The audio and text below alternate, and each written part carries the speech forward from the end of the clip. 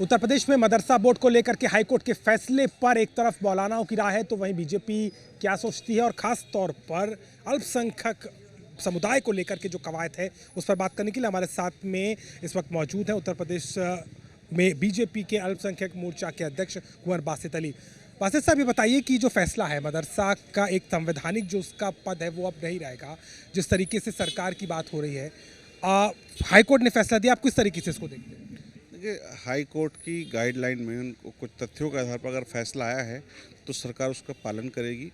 और लगातार मदरसा बोर्ड मदरसों को लेकर के लगातार सियासत जारी थी।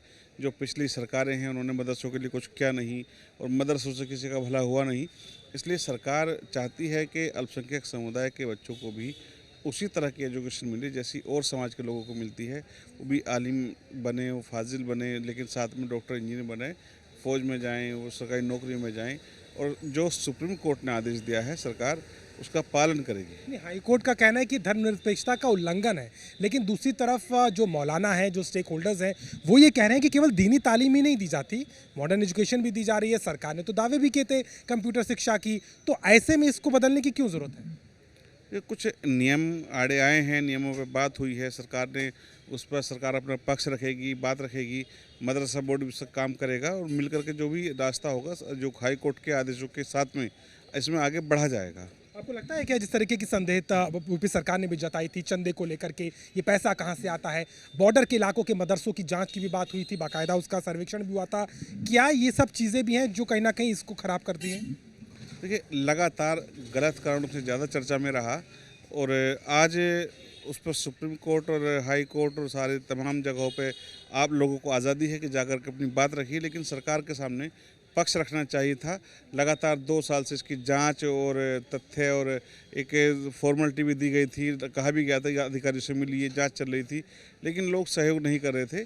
कहीं ना कहीं संदेह की बात थी जिस पर ये कानून आया है और जिस पर ये सरकार को सलाह दी गई है। लेकिन मैं कह सकता हूँ कि मोदी जी और योगी जी के सरकार के रहते अल्पसंख्यक समुदाय के बच्चों का भविष्य सुरक्षित है।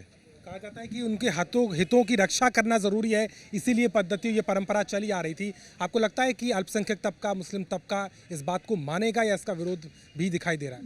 नहीं, आप अगर फ़र्क देखना चाहते हैं तो मदरसा, गुरुकुल और क्रिश्चियनों के स्कूल, आप अगर तीनों में देखेंगे, मदरसे 100 साल से ज़मीन पर थे, फ़र्श पर पढ़ाते थे, आज भी फ़र्श पर पढ़ाते हैं।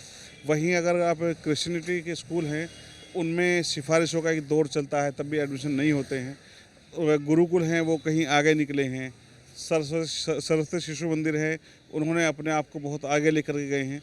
तो मदरसा पीछे छूट गया और मदरसा समय के साथ नहीं चल पाया है, इसकी एक बड़ी वजह ये भी है। चलिए, साफ तौर पर इस पूरे मुद्दे को लेकर के सियासत तेज हो गई है और खास तौर पर मदरसाओं को उत्तर प्रदेश में बोर्ड को लेकर के जिस तरीके से हाई कोर्ट ने कहा कि धर्मनिरपेक्षता के परे है, कहीं ना कहीं इसको लेकर के दोनों तरफ से राय आ रही हैं। लेकिन देखने वाली बात है कि आखिर मदरसों का भविष्य उत्तर प्रदेश में क्या होता है। लखनऊ से कैमरामैन संजय के साथ अभिषेक मिश्रा, आज तक।